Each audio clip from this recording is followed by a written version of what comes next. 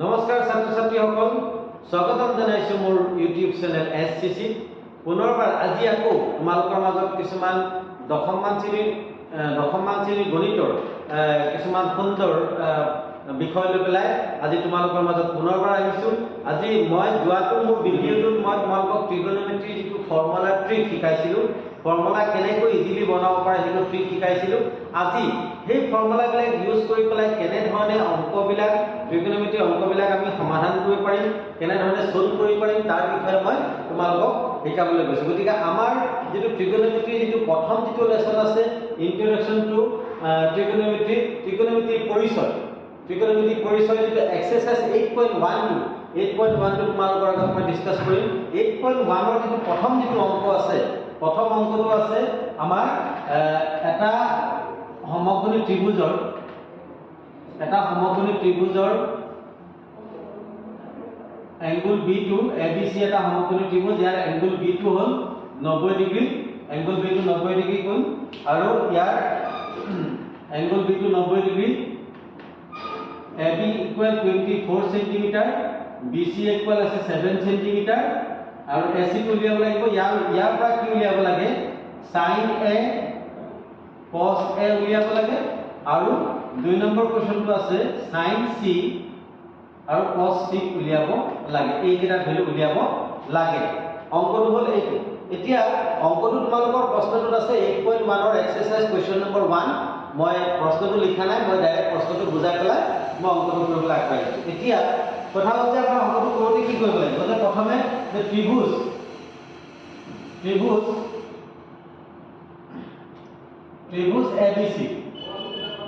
ABC angle B equal 90 degree. AB equal দিয়া আছে আমাৰ 24 সেন্টিমিটাৰ, BC ইকুয়াল দিয়া আছে 7 সেন্টিমিটাৰ। এতিয়া ছাত্ৰ ছাত্ৰীসকল তোমালোকে ইয়াত কি কৰিব লাগিব, প্ৰথমে সমকোণী ত্ৰিভুজ বুলি কোৱাৰ লগে লগে কি আহে, পাইথাগোৰাছৰ সূত্ৰ। এইটো হল ভূমি, এই ত্ৰিভুজৰ এইটো হৈ যাব ভূমি তোমাৰ, তাৰ মানে বেস, এইটো হল লম্ব আৰু এইটো হল কি অতিভুজ। আমি এইটো ইংলিছত বেস বুলি কওঁ, ইংলিছত কি বুলি কওঁ, বেস। এইটো পারপেন্ডিকুলার আৰু এইটো হল তোমাৰ হাইপোটেনিউজ। গতিকে এনেকে আমি তিনটা আমি সাইড জানো। এতিয়া ইয়াৰ পৰা প্ৰথমে মই কি চোৱা, ভূমিটো দিয়া আছে আৰু লম্বটো দিয়া আছে, অতিভুজৰ মানটো ইয়াত আমাৰ নাই, অতিভুজটো আমি উলিয়াব লাগিব। অতিভুজটো উলিয়াব কাৰণে AC টো হল ইয়াত অতিভুজ, গতিকে AC টো আমি উলিয়াব লাগিব। প্ৰথমে AC টো উলিয়াব কাৰণে মই কি কৰিব লাগিব, পাইথাগোৰাছৰ সূত্ৰ ইউজ কৰিব লাগিব। পাইথাগোৰাছৰ সূত্ৰ মতে পাইথাগোৰাছৰ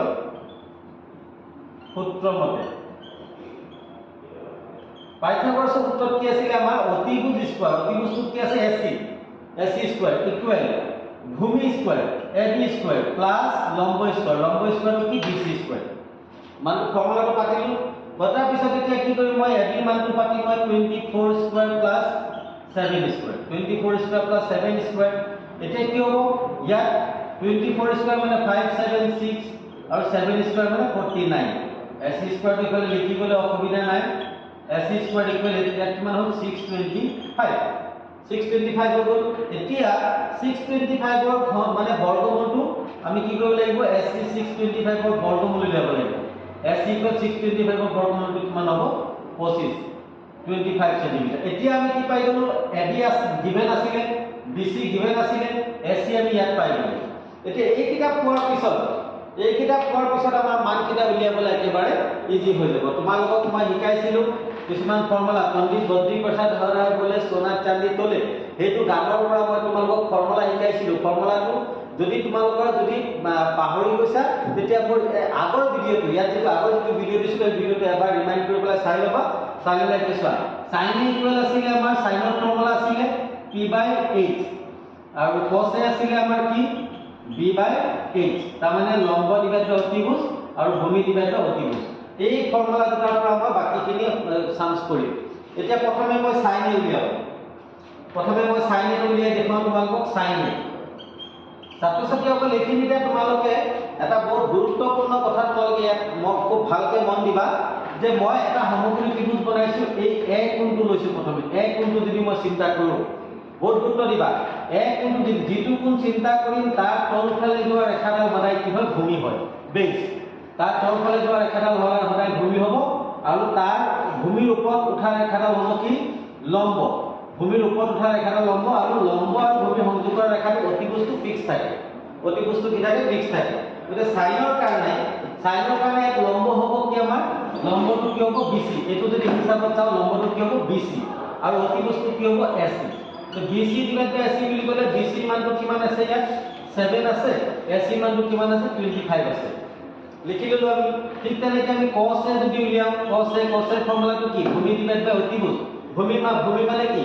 ইয়াত ভূমি মানে কি ভূমি মানে হ'ল AB ভূমিটো হ'ল AB আৰু অতিবস্তু কি AC অতিবস্তু AC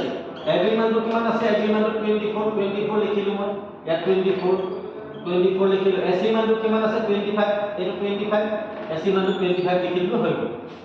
এইটো হৈ গ'ল এটো সলভ হৈ গ'ল এতিয়া আমাৰ সেকেন্ড ইটো কন্ডিশন মানে ইয়াত দিছে sin C আৰু cos C উলিয়াব লাগে sin C আৰু cos C উলিয়াবৰ কাৰণে এতিয়া মই তোমালোকক ছাত্ৰ-ছাত্ৰীসকল এটা বেলেগ বস্তু শিকাবলৈ গৈ আছো যে মই প্ৰথমে কৈছো যিটো কোণ মই চিন্তা কৰিম যি কোণটো মই চিন্তা কৰিম সেই কোণটো তাৰ তলফালে ৰেখাডাল ভূমি হয় আৰু তাৰ ওপৰত ৰেখাডাল কি হয় যায় লম্ব হৈ যায় এতিয়া মই যদি এই কোণটো চাও cos C এই কোণটো যদি চাও ইয়াৰ তলফালে কোণডাল ৰেখা আহিছে BC আহিছে আৰু ইয়াত এতিয়া মই এনেকৈ এটা সমকোণী ত্ৰিভুজ তোমালোকক বনাই দেখুৱাইছো যদি মই এই কোণটো কি লৈছো C এই কোণটো C কোণ লৈছো C কোণ ললে এটো হৈ যাব B টো ফিক্স আছে আৰু এটো C কোণ ললে এটো কি হ'ব BC টো কি হৈ যাব ভূমি হৈ যাব BC ৰ ওপৰত কি আছে AB টো কি আহিব লম্ব আহিব তাৰমানে এতিয়া ইয়াত C কোণৰ কাৰণে ভূমি হৈ গ'ল BC আৰু AB টো কি হৈ গ'ল লম্ব এই বস্তুটো তোমালোকে মনত ৰাখিব লাগিব নহলে অংকটো ভুল হ'ব এতিয়া মই যদি ইয়াত কি কৰো sin C উলিয়াম sin C কাৰণে sin C কাৰণে কি হৈ যাব sin ৰ ফৰ্মুলা হ'ল P/S লম্ব ডিভাইড বাই অতিভুজ এতিয়া sin ৰ কাৰণে sin C কাৰণে লম্ব হৈ যাব এতিয়া কি AB টো হ'ব লম্ব AB ডিভাইড বাই AC টো ফিক্স আছে অতিভুজটো ফিক্স হয় AC মান AB মানটো হ'ল তোমাৰ 24 AC মান 25 হৈ গ'ল ঠিক তেনেকৈ যদি cos C যদি উলিয়াও cos ৰ ফৰ্মুলা কি B/S ভূমি ডিভাইড বাই অতিভুজ এই C কোণৰ কাৰণে ভূমি হৈ গ'ল কি BC অতিভুজটো AC গতিকে কি হৈ যাব BC ডিভাইড বাই AC BC মানটো হৈ গ'ল 7 আৰু AC মানটো হৈ গ'ল 25 এনেকৈ সমাধান হৈ গ'ল এনেকৈ 1 নম্বৰ যিটো তোমালোকৰ 8.1 এক্সাৰসাইজৰ যিটো 1 নম্বৰ অংকটো এনেকৈ ইজিলি সমাধান কৰিব পৰা যাব গতিকে ছাত্ৰ-ছাত্ৰীসকল কোনো সমস্যা নাই এতিয়া মই তোমালোকক মানে যিখিনি প্ৰবলেম আছে প্ৰবলেমখিনি সমাধান খুব ইজিলি লৈ আহিছো তোমালোকে মোৰ ইউটিউব চেনেলটো সাবস্ক্ৰাইব কৰিবা আমাৰ এপছ আহি আছে পাইথা 360 তোমালোকে এই গোটেই বস্তুখিনি ডাটাখিনি তোমালোকে পাই যাবা যিখিনি PDF খিনি পাই যাবা ভিডিঅ'খিনি পাবা গতিকে তোমালোকৰ প্ৰবলেমখিনি সমাধান কৰিবৰ কাৰণে আমি এইখিনি কাম কৰি আছো ছাত্ৰ-ছাত্ৰীসকল এতিয়া আমি যেটো তোমালোকৰ 8.1 ৰ 2 নম্বৰ অংকটো যিটো 2 নম্বৰ অংকটো মই তোমালোকৰ কাৰণে লৈছো 2 নম্বৰ অংকটো কি আছে যে ত্ৰিভুজ PQR ৰ angle Q2 90 degree PQ = 12 cm PR = 13 cm তেতিয়া ইয়াৰ পৰা কি উলিয়াব লাগে tan P - cot ৰ ভ্যালুটো উলিয়াব লাগে অলপ আগত মই তোমালোকক যিটো অংক কৰালো সেইটো নিচিনা একেই সেম সিস্টেমত মই অংকটো কৰিবলৈ যাম মই প্ৰথমে কি কৈছো যে ত্ৰিভুজ PQR ৰ এংগল Q2 কিমান 90 ডিগ্ৰী এংগল Q2 90 ডিগ্ৰী এতিয়া ইয়াত কি দি আছে PQ ইকুৱেল দি আছে 12 সেন্টিমিটাৰ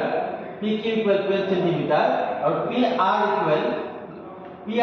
13 সেন্টিমিটাৰ দি আছে এতিয়া ইয়াৰ পৰা আমি কি উলিয়াব লাগিব প্ৰথমে চোৱা ছবিটো চোৱা তোমালোকে ইয়াত আছে PQ দি আছে 12 সেন্টিমিটাৰ PR ইকুৱেল 13 সেন্টিমিটাৰ আমি কি উলিয়াব লাগিব QR টো প্ৰথমে উলিয়াব লাগিব ইয়াত QR টো প্ৰথমে উলিয়াব লাগিব গতিকে QR টো আমি উলিয়াব ফাইন কৰি ল'ব লাগিব প্ৰথমে কেনেকৈ উলিয়াম আকৌ কৈ দিছো পাইথাগোৰাছৰ সূত্ৰটো কি আছিল পাইথাগোৰাছৰ সূত্ৰ মতে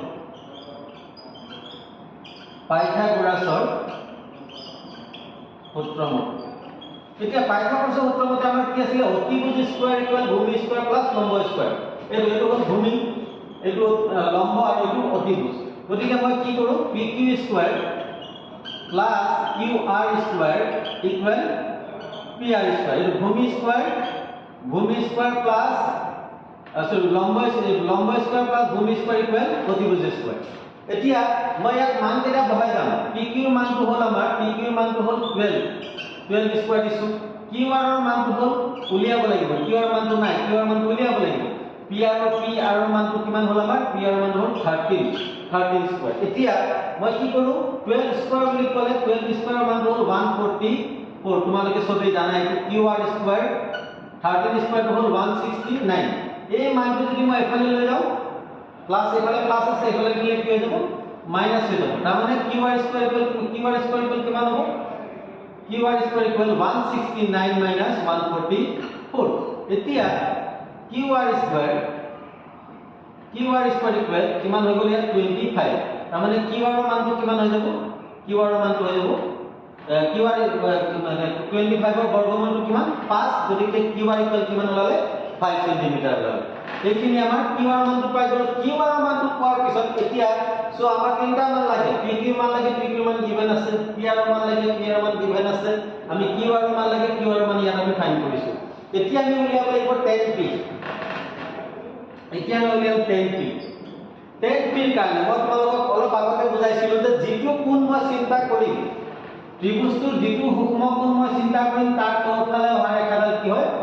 তলফালে ৰেখাডাল হয় ভূমি আৰু তাৰ ওপৰত থকা ৰেখাডাল কি হয় লম্ব আমি 10 ৰ ফৰ্মুলা পাইছিলো 10 ৰ ফৰ্মুলা মনত পেলোৱা যে P by B 10 ৰ ফৰ্মুলা পাইছিলো P by B আৰু কটৰ ফৰ্মুলা পাইছিলো মনত ৰাখিবা B by P তাৰমানে 10 ৰ ফৰ্মুলা P by B মানে লম্ব ডিভাইড বাই ভূমি আৰু কটৰ ফৰ্মুলা ভূমি ডিভাইড বাই লম্ব এতিয়া 10P ৰ মানটো যদি মই এই কোণটো যদি চিন্তা কৰো P কোণটো যদি মই চিন্তা কৰো এইটো কি হ'ব ভূমি আৰু এইটো হ'ব লম্ব আৰু 10 ৰ ফৰ্মুলা কি লম্ব ডিভাইড বাই ভূমি লম্বটো হ'ল QR আৰু ভূমিটো হ'ল PQ ইয়াৰ মানটো 5 আৰু ইয়াৰ মানটো 12 ওলাই গ'ল 5 by 12 ঠিক তেনেকে cot R কটৰ ফৰ্মুলা কি কৈছো মই ভূমি ডিভাইড বাই লম্ব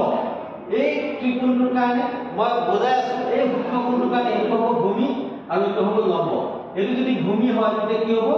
QR ডিভাইড বাই PQ এই সেম হৈ গ'ল ইকুৱেল কি হ'ব 5 by 12 এতিয়া আমাক ওলাব হৈছে 10P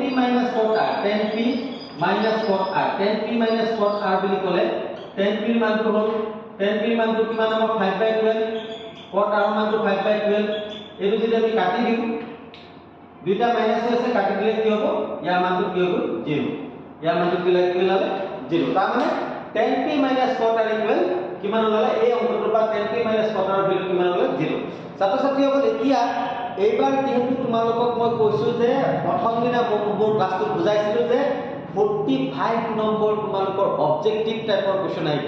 এই কোৱেশ্চনটো যদি অবজেক্টিভ টাইপ আহে তেতিয়া কেনেকুৱাকৈ কৰিব লাগিব মই তোমালোকক এতিয়া দেখুৱাই আছো ছাত্ৰ-ছাত্ৰীসকল এতিয়া এই অংকটো তোমালোকক অলপ আগত মই দীঘলকৈ সলভ কৰি দেখুৱালো যদি 2 নম্বৰ আহে তেতিয়া 2 নম্বৰ কাৰণে এই অংকটো কেনেকৈ কৰিবা কিন্তু এইবাৰ যেহেতু বেছিকৈ অবজেক্টিভ টাইপৰ কোৱেশ্চনবিলাক আহিব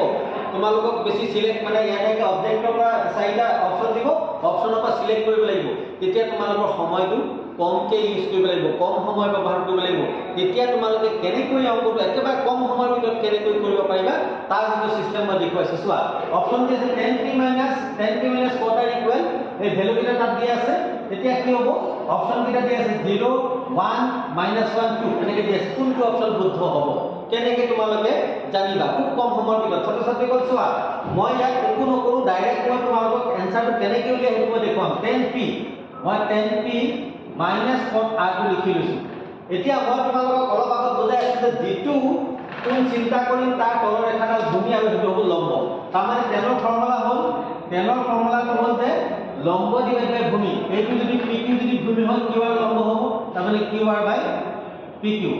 মাইনাস cot R এইটো যদি কি হয় ভূমি এইটো কোনৰ কাৰণে এইটো হ'ব ভূমি এইটো হ'ব লম্ব গতিকে কটৰ ফৰ্মুলা হ'ল কি ভূমি ডিভাইড বাই লম্ব কটৰ ফৰ্মুলা গতিকে মই কটৰ জেগাত কি লিখিছো এইটো হৈ যাব আমাৰ ভূমি আৰু এইটো হ'ব লম্ব তাৰমানে QR বাই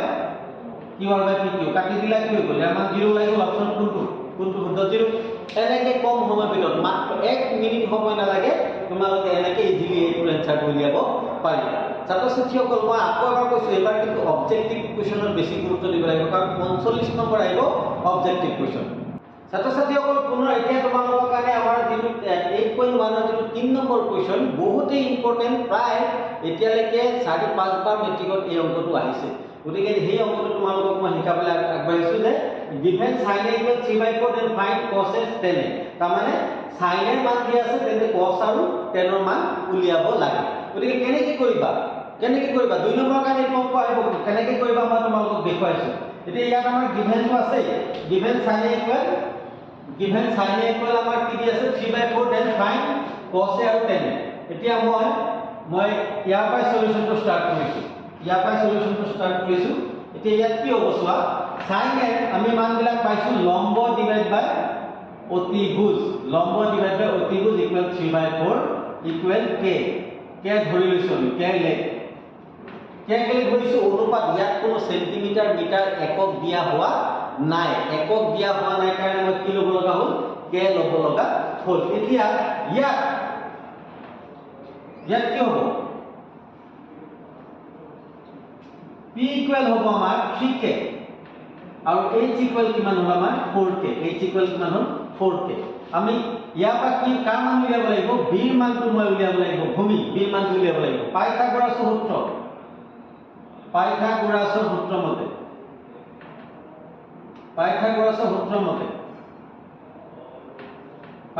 সূত্ৰ মতে কি হ'ব যে ইয়াত আমি p square plus b square equal h square মানে লম্ব স্কয়াৰ প্লাস ভূমি স্কয়াৰ ইকুৱেল অতিভুজ স্কয়াৰ এতিয়া ইয়াত মান কেটা বহাই যাম p ৰ মান হ'ল 3k হোল স্কয়াৰ b ৰ মান হ'ল আমাৰ কি 4 b ৰ মানটো উলিয়াব লাগিব h ৰ মানটো হ'ল 4k এতিয়া কি হ'ব এটো হ'ল 9k square plus b square equal 16k square এতিয়া ছাত্ৰ-ছাত্ৰীসকল এই 9k স্কয়াৰ যদি ইফালে লৈ যাও তেতিয়া কি হ'ব মাইনাস হ'ব যদি তোমালোকে জানা ইফালৰ পৰা লেফটৰ পৰা ৰাইটৰ পৰা লেফট কনভাৰ্ট হ'লে কি হয় সাইন চেঞ্জ হৈ যায় 16k square minus 9k square 16k square minus 9k square এতিয়া 16 ৰ পৰা 9 গলে কি হ'ব আমাৰ 7k square এতিয়া ছাত্ৰ-ছাত্ৰী সকল এটা বস্তু মনত ৰাখিবা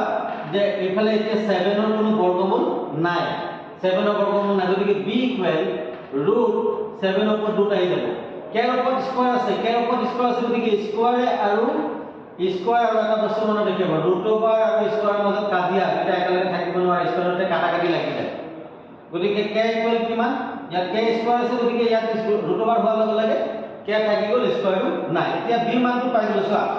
এতিয়া আমাৰ সমাধানটো আহিব p মান আমাৰ গিভেন আছে h মান আমাৰ গিভেন আছে b মান আমি পাই গ'লো এতিয়া আমি cos আৰু tan উলিয়াবৰ কাৰণে আমাৰ বিশেষ সমস্যা নাই এতিয়া আমি cos ৰ মানটো উলিয়াইছো cos ৰ ফৰ্মুলা তোমালোকে জানা cos ৰ ফৰ্মুলা মই আগতে শিকাইছো b/h b মানটো কিমান b মানটো আমাৰ √7k আৰু h ৰ মানটো হ'ল আমাৰ 4k h ৰ মানটো হ'ল 4k এটো 4k h ৰ মানটো 4k k কাটি দিও কি হ'ল √7/4 এটো b মান হৈ cos ৰ মান হৈ tan বুলি কোৱা লগে tan টো কি হ'ব p/b তাৰ মানে লম্ব ডিভাইড বাই ভূমি p ৰ মানটো কিমান আমাৰ p ৰ মানটো হ'ল 3k আৰু b ৰ মানটো √7k k কাটি দিলো কি থাকিলে √7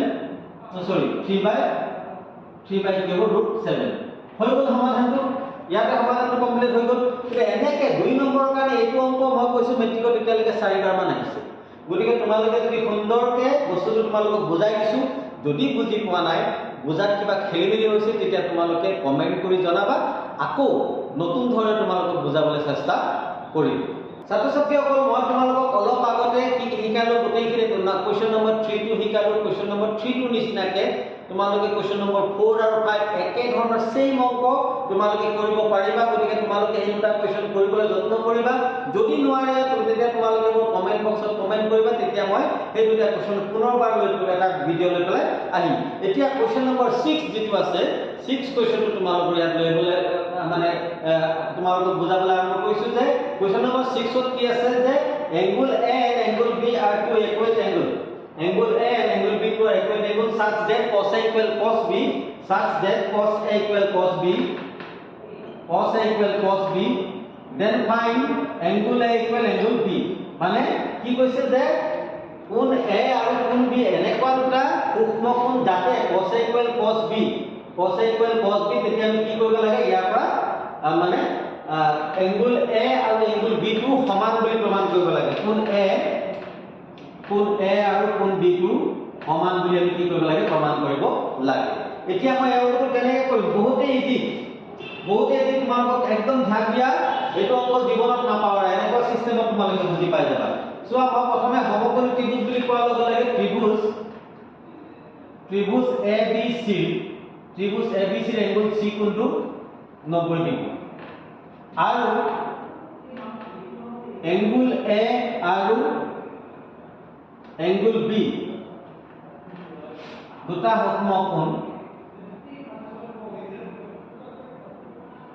সূক্ষ্ম কোণ এনেদৰে যাতে cos A equal cos B প্ৰমাণ কৰিব লাগে যে angle A equal angle B এইটো প্ৰমাণ কৰিব লাগে এতিয়া এংগল A আৰু এংগল B প্ৰমাণ কৰিবৰ কাৰণে তোমালোকে এটা বস্তু মনত ৰাখিবা যে আমি এটা শৰ্ত জানো যে সমান বাহুৰ বিপৰীত কোণবিলাক সদায় সমান হয় সমান বাহু ত্ৰিভুজ এটাৰ সমান বাহুৰ বিপৰীত কোণবিলাক সদায় সমান হ'ব গতিকে মই এই বাহুটো আৰু এই বাহুটো যদি সমান বুলি প্ৰমাণ কৰি দিব পাৰো তেতিয়া মোৰ হৈ গ'ল সেইটো প্ৰমাণ কৰিবৰ কাৰণে মই কি কৰিছো চোৱা মই প্ৰথমে যেটো গিভেন দিছে cos A আৰু cos B এই বস্তুটো লৈছো cos A equal cos B দিয়া আছে এইটোৰ পৰা মই লৈছো যে cos A মই প্ৰথমে তোমালোকক বুজাই আছিলো যে এই কোণটোৰ কাৰণে এই বাহুটো কি হ'ব ভূমি তাৰ মানে cosৰ ফৰ্মুলাটো কি আছিল ভূমি ডিভাইড বাই অতিভুজ সেইটোৰ পৰা আনিছো এইটো হ'ব ভূমি আৰু এইটো হ'ব অতিভুজ তাৰ মানে AC ডিভাইড বাই AB আৰু এইটো কি হ'ব এইটো কোণৰ কাৰণে এইটো হ'ব ভূমি আৰু এইটো হ'ব কি অতিভুজ তাৰ মানে B কোণৰ কাৰণে BC টো হ'ল ভূমি আৰু AB টো হ'ল কি অতিভুজ এতিয়া মই চোৱা তলত AB মিলি আছে তলে একে বস্তু মিলি আছে AB মই এইটো কাটি দিলো এইটো কি থাকিলে ইয়াত AC equal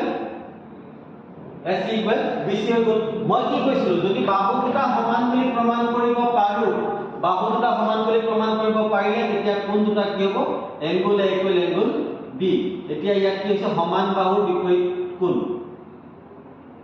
ত্ৰিভুজৰ মানে এইটো এটা সমকোণী সমদ্বিবাহু ত্ৰিভুজ হৈ গ'ল ত্ৰিভুজৰ সমান বাহুৰ বিপৰীত কোণ সদায় সমান এই চৰ্তটোৰ পৰা এইটো বস্তু প্ৰমাণ হৈ গ'ল চোৱা মাত্ৰ 3 লাইনৰ অংক মই এইখিনিটো কিতাপত প্ৰশ্ন দিয়া আছে 1 2 3 এটোটো আমাৰ এনসাৰ দিব লাগে 3 লাইনৰ অংক হৈ গ'ল মানে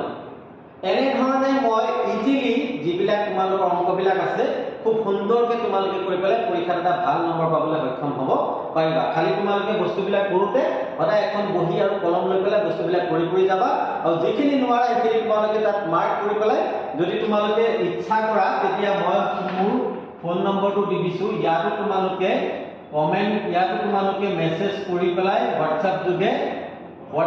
তোমালোকে 3700271640 WhatsApp যোগে তোমালোকে মেছেজ কৰিলেও মই তোমালোকক ইয়াৰ সমাধানবিলাক দিবলৈ যত্ন কৰিম গতিকে ছাত্ৰ ছাত্ৰীসকল তোমালোকক প্ৰত্যেককে মই অনুৰোধ কৰিছো ভালকৈ পঢ়ি এটা ভাল ৰিজাল্ট কৰিবলৈ যত্ন কৰা ছাত্ৰ ছাত্ৰীসকল ইতিমধ্যে তোমালোকক 6 নম্বৰলৈকে অংক মই কমপ্লিট কৰি দিলো এতিয়া কোৱেশ্চন নম্বৰ 7 যেটো আছে 7 টো এইবাৰ মেট্ৰিকত আহিছিলে এই যোৱাবাৰ যেটো মেট্ৰিক হৈ গ'ল মেট্ৰিকত অংকটো আহিছিলে এই অংকটো 8.1 ৰ যেটো নিয়ম আছে 8.1 ৰ নিয়মতে বহুত দীঘল হয় অংকটো গতিকে মই 8.1 ৰ নিয়ম নহয় ফৰ্মুলা বেলেগ ফৰ্মুলা ইউজ কৰি কিমান শৰ্টকাটত অংকটো উলিয়াব পাৰি এই অংকটো মই তোমালোকক এতিয়া দেখুৱাইছো অংকটো হ'ল যে cot θ = 7/8 cot θ = 7/8 তেতিয়া কি উলিয়াব লাগে আমি যে 1 + sin a * 1 sin a divided by 1 + cos a * 1 - cos a এতিয়া এই অংকটো কৰিবৰ কাৰণে মই কি কৰিছো মানে প্ৰথমে মই পাতি লৈছো যে 1 + sin a sin θ 1 + sin θ θ আছে তাত কোনটো মই θ লিখিছো 1 + sin θ 1 - sin θ divide by 1 + cos θ 1 + cos θ 1 minus cos theta 1 minus cos theta কিছুমান বস্তু চোৱা তোমালোকে কিছুমান মই তোমালোকক প্ৰথমে কৈছো ত্ৰিকোণমিতি এটা লিংক আছে মই প্ৰথম যেটো ভিডিও মই ত্ৰিকোণমিতিৰ ফৰ্মুলা দিছো এই ভিডিওটো তোমালোকে এবাৰ ভালকে চাই পেলাই তাৰ পিছত এইবিলাক অংক কৰিলে তোমালোকৰ কাৰণে বহুত ইজি হৈ যাব এটা গিভেন আছে ইয়াত গিভেনটো আছে যে cot theta equal 7/8 মই cot টো ফাইন্ড কৰিব পাৰিলে এই অংকটো বহুত ইজি হৈ যাব মই তোমালোকক প্ৰথম যেতিয়া ফৰ্মুলা প্ৰথম ভিডিও যেটো আছিল ফৰ্মুলা মই তাত ফৰ্মুলা এটা শিকাইছিলো sin square equal to 1 minus cos square cos square theta equal 1 minus sin square এই দুটা ফৰ্মুলা ব্যৱহাৰ কৰি পেলাই মই চোৱা এই অংকটো চুটকি একদম নিটিলি যেটো অংক যদি p/h প্ৰথম 8.1 ৰ ৰুল দি কৰিলে তেতিয়া বহুত দীঘল হয় এই অংকটো মই কিমান শৰ্টকাটত কৰিছো চোৱা নম্বৰ একে থাকিব কিন্তু এনেকৈ কৰিলে 2 নম্বৰ পাবা 2 পেজ কৰিলে 2 নম্বৰ পাবা গতিকে শৰ্টকাট কৰি পেলাই সময় বচালে বেছি ভাল হ'ব এতিয়া চোৱা 1 plus sin a 1 minus sin a আমি এটা ফৰ্মুলা জানো a plus b into a minus b a plus b into a minus b মানে কি a square minus b square a plus b এটো যদি a হয় এটো যদি b হয় এটো যদি a হয় এটো যদি b হয় a plus b a minus b ইয়াত a মানে হল 1 আৰু b মানে হল sin theta তাৰ মানে 1 minus sin square 1 ওপৰত স্কয়াৰ দিলে নিদিলে একেই কথা 1 ওপৰত স্কয়াৰ দিয়ে নিদিলে একেই কথা গতিকে মই নিদিও এটা কি হ'ব 1 এইটো একে a plus b a minus b 1 plus cos 1 minus cos তাৰ মানে কি হল 1 minus cos square theta এতিয়া হেইটো ফৰ্মুলালৈ যোৱা এইটো 1 minus cos square মানে কি আছে 1 minus cos square মানে আছে sin square 1 minus cos square মানে sin square আৰু 1 minus sin square মানে কি আছে cos square 1 minus sin square মানে কি আছে cos square এতিয়া আৰু এটা ফৰ্মুলা আছে cot theta equal এইটো আগত প্ৰথম ভিডিওটো চালে তোমালোকে বুজি পাই যাব cot theta equal hall cos theta divided by sin theta এতিয়া ইয়াৰ ওপৰত স্কয়াৰ কৰিলে এইকেইটাৰ ওপৰত স্কয়াৰ দিলে কি হ'ব cos square equal cos square by sin square এতিয়া cos square by sin square equal কি লিখিব পাৰো মই cos square by sin square equal hall cot square theta cotৰ মানটো কিমান আছে 7/8 ইয়াত 7/8 বহালো ইয়াৰ ওপৰত স্কয়াৰ দি দিলো কিমান হল 49/64 ইয়াৰ আনসাৰটো আহি গ'ল এই একেটা অংক যদি তোমালোকে যেটো 8.1 ৰ যেটো p/h ৰুল দিছে p/h ৰুল মতে কৰিলে 2 পেজ মান হয় গতিকে বহুত দীঘল হৈ যায় গতিকে এনেকে পৰীক্ষাত যিমান কম সময়ৰ ভিতৰত তোমালোকে অংকখিনি কৰিব পাৰিবা হেইটো তোমালোকৰ কাৰণে বেছি সুবিধাযুক্ত হ'ব আৰু বেছি সময় বাচিব গোটেইখিনি অংক কৰিব পাৰিবা ছাত্ৰ ছাত্ৰীসকল মই তোমালোকক কৈ আছো যে এইবাৰ আকৌ এবাৰ কৈছো 45 নম্বৰ অবজেক্টিভ আহিব মই 8.1 লেসনটো ইমানতে সমাপ্ত কৰিছো আৰু তাত দুটামান অংক আছে মই থৈ দিছো এইখিনি তোমালোকৰ হোমৱৰ্কৰ কাৰণে থৈ দিছো যদি তোমালোকে নোৱাৰা মোক কমেন্ট কৰি জনাবা মই ফোন নম্বৰ দি দিছো ফোন নম্বৰ তোমালোকে WhatsApp যোগে জনাবা মই তোমালোকক সেইখিনি কৰি দিম মই নিদিও বুলি কোৱা নাই কিন্তু এইখিনিলৈকে মই অংক কৰি তোমালোকৰ কাৰণে বাকিখিনি হোমৱৰ্ক ৰাখিছো কাৰণ নিজে এটা প্ৰেক্টিস কৰিলে তেতিয়া বাকিখিনি বস্তু বেছি কৰিবলৈ সুবিধা হয় গতিকে আজি মোৰ এই ভিডিওটো কেনেকুৱা লাগিছে তোমালোকে কমেন্ট কৰি জনাবা যদি ইয়াতকৈ আৰু বেছি কোনবিলাক টপিক তোমালোকে জানিব বিচাৰা এইবিলাক মোক কমেন্ট কৰি জনাবা আৰু সাবস্ক্ৰাইব কৰিবা মোৰ চেনেল এসসিসি আৰু তোমালোকে শেয়াৰ কৰিবা আৰু লাইক কমেন্ট কৰিবা গতিকে আশা কৰিছো তোমালোকে আমাক সাপোৰ্ট কৰি যাবা আৰু আমি তোমালোকৰ কাৰণে বিভিন্ন ধৰণৰ কাম কৰি যাম আমাৰ পাইথন 360 এপ আহি আছে এই এপটো তোমালোকে প্লে ষ্টৰৰ পৰা ডাউনলোড কৰি লবা ডাউনলোড কৰি পেলাই তাত গোটেই কন্টেন্টখিনি পাবা গতিকে আজি মোৰ ভিডিওটো ইমানতে সমাপ্ত কৰিছো সকলোৰে এটা ভাল ৰিজাল্ট হোৱা কামনা কৰি সকলো মানে ভগৱান ঈশ্বৰ আল্লাহৰ ওচৰত সকলোৰ কাৰণে প্ৰাৰ্থনা কৰিম আৰু এই ভিডিওটো ইমানতে সমাপ্ত কৰিছো ধন্যবাদ